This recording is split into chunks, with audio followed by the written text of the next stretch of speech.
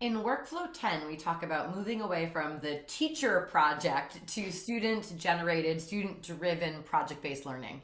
Too often, people think that project based learning is simply that kids complete a project at the end. And I used to be like the queen of projects.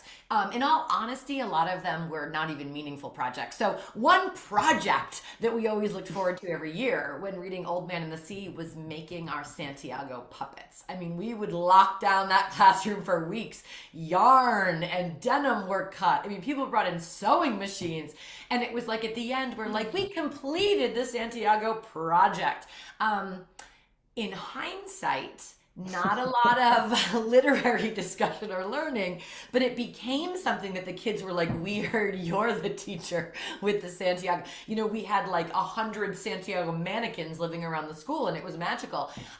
If there was a purpose, right? But like when we think about how do we move away from this like country club fun meter projects as enjoyment and really think about what is the purpose of project-based learning and how do we evolve to students driving that process?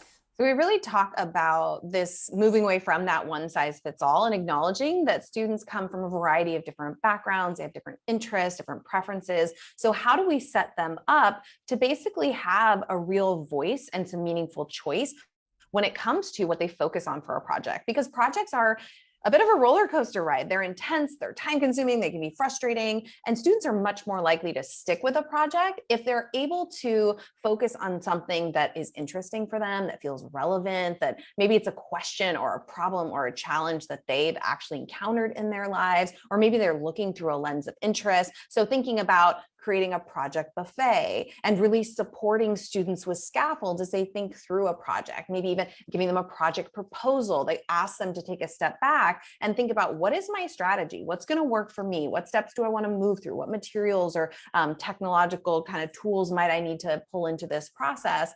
And then also kind of thinking about as they're kind of sharing their projects, giving them some agency over like what that looks like as well. So really positioning the learner to make key decisions and choices and to be the kind of person driving the process from beginning to end.